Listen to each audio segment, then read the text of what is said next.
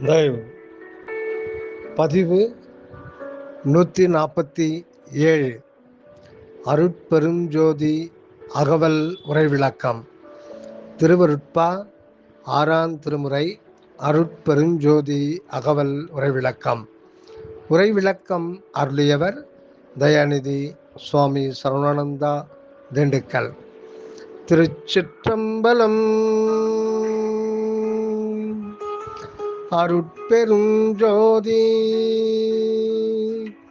அருட்பெருஞ்சோதி தனிப்பெரும் கருணை அருட்பெரும் ஜோதி. அகவல் வரிகள் 1483, 1484. என்னுளே விளங்கி என்னுளே விளங்கி என்னுளே பழுத்து என்னுளே கனிந்த என்னுடைய அன்பே என்னுளே விளங்கி என்னுளே பழுத்து என்னுளே கனிந்த என்னுடைய அன்பே. உரை விளக்கம். இவ்வடிகளில் நம் பதி அருட்பெருஞ்சோதி கனியாக கண்டு போற்றப்படுகின்றார். அரும்பு மலர்ந்து விரிந்துபடும் இதழ்களின் நாப்பன் பிஞ்சுக்காய் முகிழ்கின்றது. அக்காய் பெருத்து முதிர்ந்து பழுக்க ஆரம்பிக்கின்றது. பழுக்க பழுக்க வண்ணமும் மென்மையும் உட்சுவையும் கொண்டு கனிகின்றதாம். இதுபோன்றே கடவுள் ஆன்மாவும் மனிதனில் மெய்யறிவு உண்டான போது ஒரு தெய்வீக பிஞ்சென விளங்கியது. அதனைக் கண்டே ஓகை கொண்டு கொண்டாடினர் பலர். பிஞ்சாகவும் காயாகவும் கண்டவர்கள் அதனை உண்டு கழித்து அதன் ஆற்றலால் அனந்த சாஸ்திரங்களையும் கலைப்பொருள்களையும் தெய்வ விளக்கங்களையும் எண்ணி எண்ணி எண்ணற்றவைகளை ஆக்கி குவித்து விட்டனர். இவர்கள் கண்டடைந்த அகப்பொருள் ஆன்ம கடவுட்கனி அல்ல, அகாலத்தில் தோன்றி உதிர்ந்து போகும் பிஞ்சும் காயும் அரைப்பழமுமே ஆகும். நன்கு பழுத்து பக்குவப்பட்டு கனியும் வரை நிலைக்கவில்லையாம். அதற்குள் பறித்து அழித்து விட்டனராம். இப்பொழுது நம் வள்ளல் பெருமானின் உள்ளத்தில் விளைந்த அருட்கனி நன்கு பழுத்து கனிந்து ஐம்புலனுக்கும் மனோகரணத்திற்கும் ஜீவ ஆற்றலுக்கும் ஆன்ம அனுபவத்திற்கும் பெரு விருந்தாய் விளங்கி கொண்டு உதிராதே உதிராதே கேடொன்றும் அடையாதே உலகவர்க்கு எல்லாம் உளவா என்ப வாழ்வு வழங்குவதாய் திகழ்கின்றதாம்.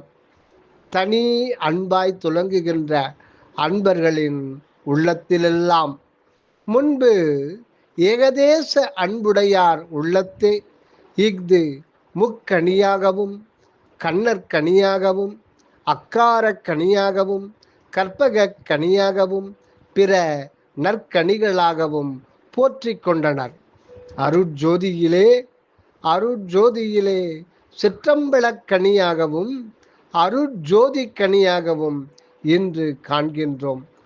தனி அன்பினால் சிற்றபையின் கனிந்த நறுங்கனியாக விளங்கும் இது உளத்திருந்து உளத்திருந்து உயிருடம்பு முழுவதும் இடையராது உளவாது என்றும் இணைத்து கொண்டிருப்பதோடு அருட்பேராற்றலையும் அழியா இன்ப வாழ்வையும் வழங்குவது இதுவாகும். அடுத்ததாக அகவல் வரிகள் 1485, 1486. தன்னுளே நிறைவுறு தரமிலமளித்தே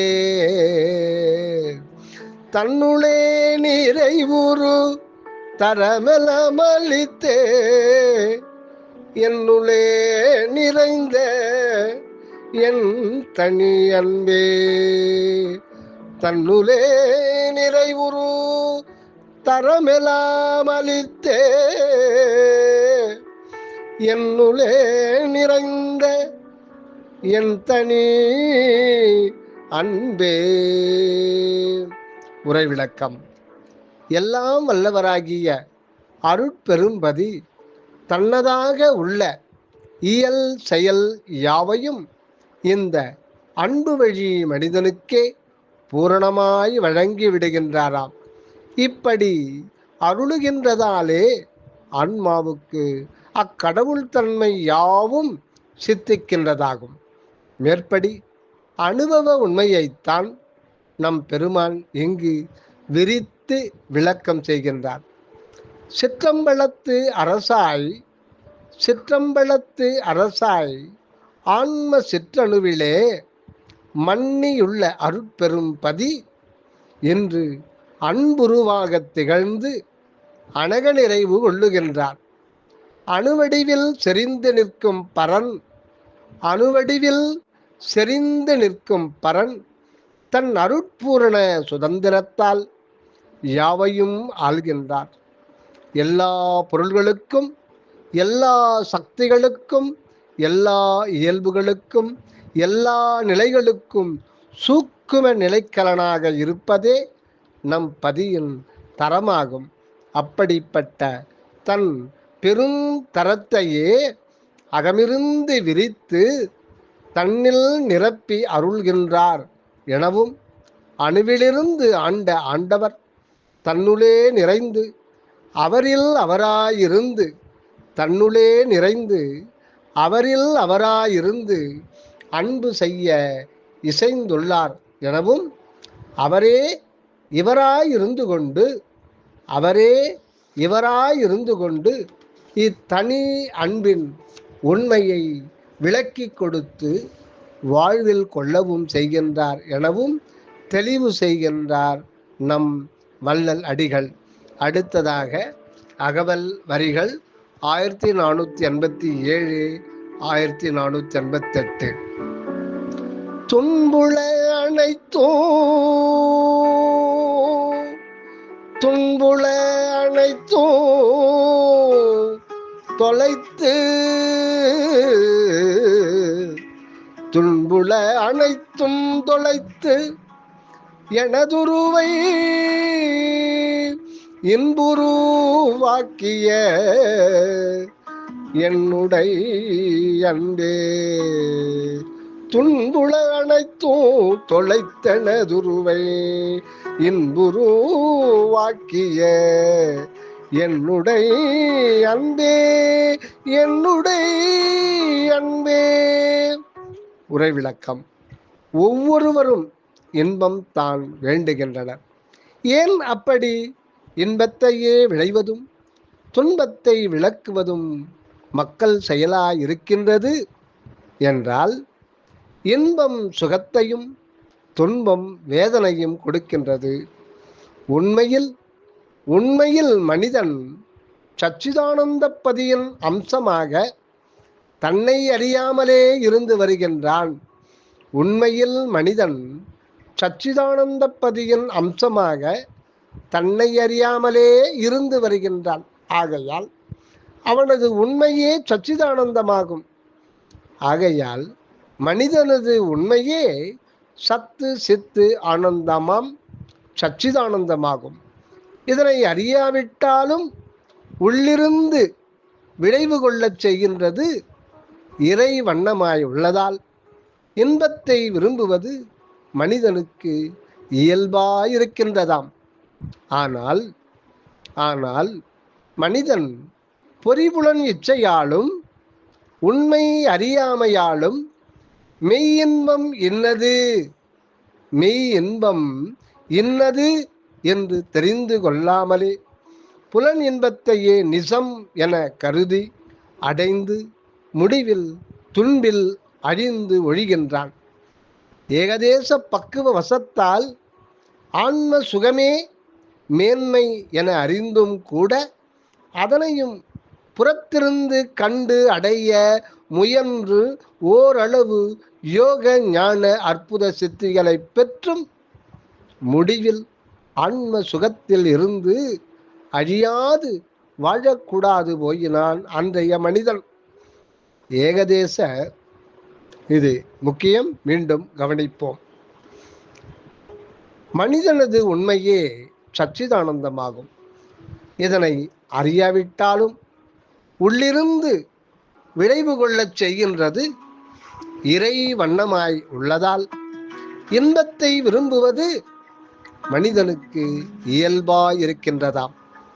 ஆனால் மனிதன் பொறிபுலன் இச்சையாலும் உண்மை அறியாமையாலும் மெய்யின்பம் இன்னது என்று தெரிந்து கொள்ளாமலே புலன் இன்பத்தையே நிசம் என கருதி அடைந்து முடிவில் துன்பில் அழிந்து ஒழிகின்றான். ஏகதேச பக்குவ வசத்தால் ஆன்ம சுகமே மேன்மை, ஆன்ம சுகமே மேன்மை என அறிந்தும் கூட அதனையும் புறத்திருந்து கண்டடைய முயன்று ஓரளவு யோகஞான அற்புத சித்திகளை பெற்றும் முடிவில் ஆன்ம சுகத்தில் இருந்து அழியாது வாழக்கூடாது போயினும் அன்றைய மனிதன் இப்பொழுது திருவருளால் இயல் உண்மையை அறிகின்றதால்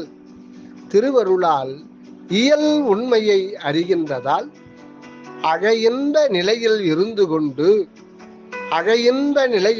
கொண்டு புறத்தில் சுத்த தயவு புரிந்து கொண்டும் இருக்கும் சன்மார்கி நலமே சூழப் பெறுகின்றான். அகையின்ற நிலையிலிருந்து அருளால் அன்பு செயலை அனகமாய் புரிந்து கொண்டிருக்கின்றான் இவன். ஆகையால் அகமுடையானின் ஆணைப்படி இன்பமெல்லாம் சூழ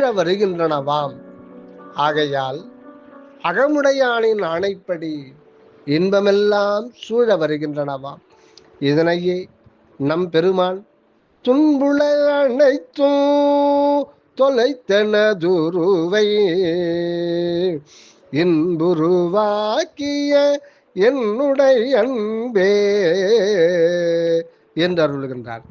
அருளால் அல்லது தனி அன்பால் ஒருவனுக்கு துன்பமெல்லாம் தொலைக்கப்படுவதும் இன்பமொன்றே தடை தொங்கச் செய்யப்படுவதும் இயல்பாயிருக்கின்றனவாம். வள்ளலாருக்கு வழங்கப்பட்ட இன்பம் பொய்த்து போகும் பொய்யான பொறிபுலன் இன்பம் அல்ல, மெய்யான சச்சிதானந்த இன்பம் பெற்றார். அன்பு நிறைவால் இந்த இன்பம் அகத்தில் தோன்றியதோடு அனக நிறைவு கொண்டதால் சூழ் தேகமே இன்ப வடிவமாகிவிட்டதாம். இவருக்கு பொறி உரு ஆன்ம தற்போதம் போய்விட்டதால் அறிவுரு இன்ப உருவாக ஆகிவிட்டதாம்.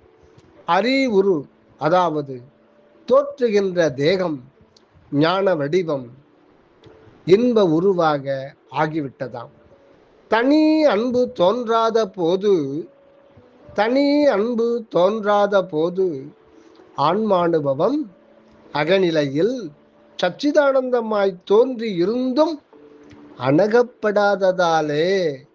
அணகப்படாததாலே அப்படியே அடங்கிவிட்டது. அதனால் தேகம் அழிந்து வாழ்வும் ஆனந்தானுபவமும் கெட்டு ஒழிந்து போயிற்றாம். இதனால் இத்தனி அன்பால் பெறப்படுகின்ற இன்புருவத்தின் மாண்பு இது என காணலாகின்றது. அடுத்ததாக அகவல் வரிகள் 1489 1490.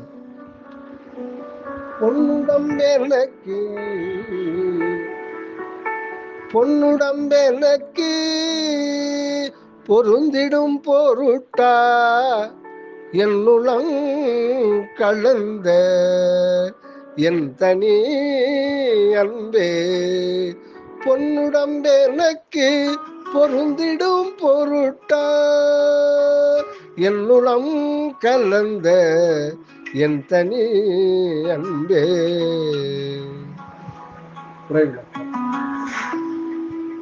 தத்துவ துரிசுகளால் உருவாகியுள்ள அசுத்த மாயாதேகம், தத்துவ துரிசுகளால் உருவாகியுள்ள அசுத்த மாயாதேகம் பலவற்றாலும் துன்புற்று நலிந்து சிதைவுற்று ஒழிந்து போகக்கூடியதாய் உள்ளது. அப்படி அத்தேகம் கெட்டொழிந்து போகாது பொன்னவிர் சுத்த உடம்பாய் விளங்கி நிலவச் செய்ய திருவுளம் கொண்டுள்ளார் நம் தனி அன்பு பதி. இதற்காக வேண்டியே அவர் பண்டே தொட்டு நம்முள் கலந்து மறைந்திருந்து கொண்டே பண்படுத்தி வந்துள்ளார். இந்நாள் வரையும் பரிபக்குவம் ஏற்படும் வரை வந்து வந்து சூழ்ந்து நீங்கிக் கொண்டிருந்த தேகம் யாவும் நியதிப்படி ஒழிக்கப்பட்டு கொண்டிருந்தனவாம். இந்நாள் வரையும் பரிபக்குவம் ஏற்படும் வரை வந்து வந்து சூழ்ந்து நீங்கிக் கொண்டிருந்த தேகம் யாவும் நியதிப்படி ஒழிக்கப்பட்டு கொண்டிருந்தனவாம். இத்தருணம் அன்பு விளைந்து தனிநிலை உற்றதால் அகமிருந்து அருளமுத சக்தி அனகமாக வெளியாகி சூழ் உடலை நிறைத்து விட்டதாம். அதனால் உடம்பின் அசுத்த இயல்பும் அழிவுறு தன்மையும் மாறி சுத்த நித்திய வண்ணமாயிற்றாம். ஆன்மாவின் அகமிருக்கும் அருட்ஜோதி அமுதம் தனி அன்பினால் உளத்திருந்து உயிருடம்பில் கலந்திட்டதாலே தேகம் அமுதால் அழியாமையும் ஜோதியால் பொன்மையும் அருளால் சுகானந்த இயல்பும் கொண்டு விடுகின்றதாம். இங்கு அந்த தனி அன்பினால் பெறப்பட்ட வடிவம் பொன் வடிவம் சுத்த தேகம் அல்லது அன்புருவம் என்று குறிக்கப்பெற்றுள்ளதாம். அன்புருவம் பொன் வடிவம் என்று விலங்களின் பொன்னார் மேனி சிவபெருமானை அன்பு வடிவினராகவே முன்னோர் வெளியாக்கி இருந்தனர். அந்த பொன்னார் மேனி அன்பு சிவம்தான் சத்திய ஞான சபையில் மாற்றறியாத அருட்பெருஞ்சோதி பொன்னுரு கொண்டு திகழ்கின்றதாம். இந்த அருட்ஜோதிபதியே நம் அருட்ஜோதி வள்ளலுக்கு பொன்னுடம்பை வழங்கி உள்ளதாம். அடுத்ததாக அகவல் வரிகள் 1491 1492. தன்வசமாகி ததும்பி மேல் பொங்கி என் வசம் கடந்த என்னுடைய அன்பே, தன்வசமாகி ததும்பி மேல் பொங்கி என் வசம் கடந்த என்னுடைய அன்பே. உரைவிளக்கம். நிறை அன்புக்கு உரையுளாக இருக்கின்ற பதி தன் வசத்தே அதனை அத்தனி பேரன்பினை அடக்கி கொண்டு நமது ஆன்ம சிற்றபையில் திகழ்கின்றார். நம்மில் சுத்த அன்பு பெருகும்போது அகமிருந்த கடவுள் அன்பே எப்பக்கமும் பொங்கி வழிகின்றதாம். அப்படி அன்பு நிறைந்து பொங்கி வழிகின்ற தருணமும் நம் பதியின் கட்டுப்பாட்டில்தான் இருக்கின்றதாம். அந்த மெய்யன்பின் வெளியீடே நல்லவர்களின் மெய் அன்பு செயலாக சித்தி வல்ல சக்தியுடன் தோன்றி சித்தி வல்ல சக்தியுடன் தோன்றி பிறருக்கு நலம் தந்து விளங்குவதாம். இது அருட்சித்தி செயல் எனப்படும். இதனால் இது புரியும் அன்பருக்கு இன்ப வாழ்வு பெருகும், நிலைத்து விளங்கும். அன்பு பொங்கிடா உள்ளத்தில் அருள் ஏகதேசத்தால் வெளிப்படும் சித்தி சக்தியால் உலகம் வியந்து கொள்ளக்கூடும். ஆனால் அது புரியும் அற்புத சித்தருக்கு அழியா என்ப வாழ்வு உண்டாகாது. நம் வள்ளல் பெருமான் உள்ளத்தில் அன்பே நிரம்பி இருந்ததால், அது கடவுள் அன்பின் சார்பு கொண்டு விளைந்ததால், அதன் சக்தியால் ஏற்பட்ட சித்தி செயல்கள் எல்லாம் பெரு நன்மையை விளைவிக்கின்றன. மேலும் அந்த அன்பே உடலையும் சுத்த தேகமாக ஆக்கி என்றும் இன்புடன் விளங்கச் செய்து விட்டதாம். ஆன்ம அணுவில் அமைந்திருந்த பேரன்பு சக்தி ஆன்ம அணுவில் அமைந்திருந்த பேரன்பு சக்தி வெளிப்படாதிருந்த காலமெல்லாம் அதனை கட்டுப்படுத்தி வைத்திருந்த பதி அந்த சக்தி வெளிப்படாமலே அகமிருந்தே அனகமாக எங்கும் நிரம்பி செயல்படுத்தி கொண்டிருந்ததாம். ஆகையால் புறத்திலெல்லாம் தோன்றி விளைந்து வருகின்றனவாம். முடிவில் அந்த இறை அன்பு சக்தியே தனியன்பாய் வெளிப்பட்ட போது அது உடலையே அன்பு வடிவமாக்கி விட்டது.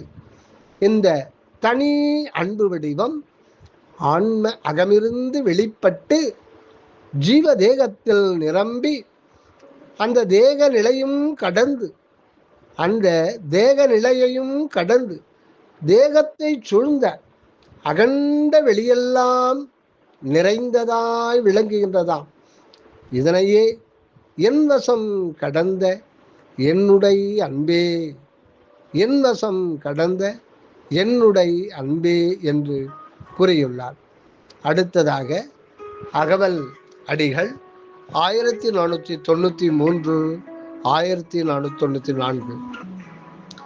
தன்னுளே பொங்கிய தன்னமுதுணவே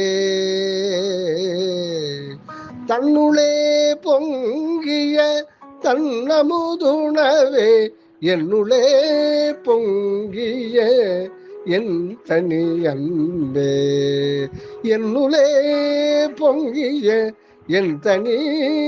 அன்பே உரை விளக்கம். கடவுள் அணுதான் மனிதனின் ஆன்மா. அதற்குள் இருக்கும் அருட்பெரும் ஜோதியே குளிர்ச்சி பொருந்திய அருள் அமுதமாக இருப்பது. அந்த அமுதம் அருளால் அனகமுறுவதே பொங்கி வழிவதாகும். அப்படி அகமிருந்து வெளிப்படாமலே அனகமாய் எங்கும் நிரம்பி இருப்பது காரணமாக புறத்தே எங்கும் எக்காலத்தும் அனுபவத்தில் கொள்ளப்படாதிருந்தது. இப்போது ஆன்ம இயற்கையாகிய அன்பு நிரம்பி தனி அன்பு என ஆகி அனுபவப்படத் தொடங்கிய போது அதுவே கடவுளின் அருளமுதமாக அனுபவப்படுகின்றதாம். அருட்பெரும் ஜோதி அமுதபதி எங்கும் பூரணமாக இருக்கின்றதுவே உண்மை. அதாவது ஒவ்வொரு ஆன்ம சிற்றணுவிலும் கூட நம் பதி அருட்பெருஞ்சோதி தனிப்பெருங்கருணைமயமாய் பூரண நிறைவோடு இருந்து கொண்டுள்ளார் என்பதாம். அப்படி இருந்தும் ஆன்மாவுக்கு அனுபவமாகாமல் தான் யுக யுகமாக இருந்து அந்த ஆன்மாவுக்கு உருவும் உயிர் உணர்வும் செயல் திறனும் அறிவு விளக்கமும் ஆன்ம உண்மையும் வெளிப்பட வேண்டி பலவாகிய சூழ்நிலையை ஆக்கிக் கொள்ளவே அந்த அகப்பெரும் சக்தியை பொங்கிடச் செய்து செயல்படுத்தி வந்துள்ளதாம். அந்த கடவுளான்மாவுக்கு தன்னையே அறியும் தஞ்ஞானம் ஏற்பட்டுள்ளது. இம்மனித வடிவின் சூழலால் தான் இந்த மனிதனாகிய ஆன்மாவில் இருந்து பொங்குகின்ற அனக சக்தியை இதுகாரும் அறியாதிருந்த மனிதன் இப்போது அறிந்துள்ளதோடு அந்த இறை சக்தி சுத்த அருட்பெரும் ஜோதி சக்தி என்றும் அதனை அறிவால் ஏகதேசம் அறிந்தால் மட்டும் அனுபவப்படாது என்றும் சுத்த அன்பினால்தான் பெற முடியும் என்றும் திருவருளால் உணர்த்த பெற்றுள்ளான். ஆகவே நம் அடிகளின் உள்ளத்திலிருந்து புறப்பட்ட தனி அன்புதான் அருட்பேரனுபவத்தை இவருக்கு வழங்கிவிட்டுள்ளதாகும். ஆதலின் அந்த அருட்பெருஞ்சோதி அனுபவத்தை தன் உள்ளத்திலிருந்து பொங்கி எழுந்து பரவும் தனி அன்பாக கண்டு போற்றுகின்றார். இதுபோல் ஒவ்வொரு ஆன்மாவிலும் அன்பு பொங்கினால் அருள் ஒளி நிரம்பி வழியும் இன்ப வாழ்வு நிலைத்து விளங்கும். இதுதான் தனி அன்பின் பெரும் சிறப்பாகும். அன்பின் அனுபவ பொருள் முத்தேக சித்தி நிலை ஆகும். அன்பு என்ற சொல்லின் தமிழ் சொல்லின் அனுபவ பொருள் முத்தேக சித்தி நிலையே ஆகும். இந்த அனுபவம் முன்பு எக்காலும் உண்டானது இல்லை, திருவருளால் இப்போதே வெளியாக்கப் பெற்றுள்ளதாம். அதை பார்ப்போம். ஆ இன் பு என்கின்ற மூன்றெழுத்தாலான அன்பு என்கின்ற அற்புத தமிழ் சொல் தருவது திரிதேக சித்தி அனுபவமே. எப்படியெனில் மனிதனின் நிறை உண்மை இந்த அன்பு என்ற சொல்லில் அனுபவப்பட உள்ளதை இன்று சுத்த சன்மார்க்கத்தால் அறிந்து கொள்ளப்படுகின்றது. தேகமாகிய காயம் ஆகாயம் நிரம்பி உள்ளது. அந்த ஆகாயம் அல்லது ஆகாசம் ஆ என்ற அகரமாய் உள்ளது.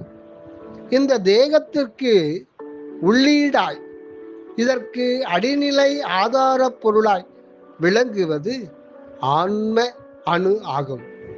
இந்த ஆன்ம அணுவில்தான் கடவுளின் சச்சிதானந்த ஆற்றல் முழுவதும் அடங்கி நின்று வெளியாவதாம். இதுவே நம் தமிழின் முடிந்த எழுத்தாம் நகர மெய்யாய் இன் என்கின்ற நகர மெய்யாய் கொள்ளப்படுவது. எனவே இன் என்கின்றது கடவுள் ஆன்மாவாகும். இன் என்பது கடவுள் ஆன்மாவாகும். இந்த கடவுள் ஆன்மாவே இம்மனிதனின் தலை நடுவிலே முகுல மூளைக்கு மேலே பா போன்ற பகர வடிவ குழியிலே பகர வடிவ பீடத்திலே சரப்ரோஸ்பைனல் கேவிட்டி உகர உயிர் ஆகிய ஐமை இயல்போடு செயல்படுவதாம். ஆகவே அன்புதான் உடல், உயிர் அல்லது ஆன்மா அனுபவ நிலையாம். இம்மூன்றிலும் அன்பு முழுமையாக செயல்படும் போது உடல் சுத்த தேகமாயும் உயிர் ஆன்மா ஞான தேகமாயும் அனுபவ நிலை பிரணவ தேகமாகும் அனுபவமாகும். இதற்கு சத்திசாரம் செய்து கடவுளான்ம நிலையை அடைந்து அங்கிருந்து அன்பு உண்மை விளங்க தயவு செயல் புரிவதுதான் முறை ஆகும். நம் வள்ளலார் இப்படி சிற்றபை உற்று அகத்தே அருளொளி மயமாய் நின்று தனி அன்பு வண்ணமாய் உலகில் வாழும் நிலையை பெற்று கொண்டுள்ளார். அருள் ஒளி அனுபவத்தில் இருக்கும் இவருக்கு உடல் சுத்த அன்பு தேகமாகவும் ஆன்மா ஞான தேகமாகவும் உயிரிடத்தே உண்டாகும் அருள் இன்பானுபவம் ஆனந்த வடிவம் அல்லது இன்புருவம் என்று கொள்ளப்படுகின்றன. இப்படி தனி அன்பின் சித்தியை வள்ளல் மூலம் காண்கின்றோம். தயவு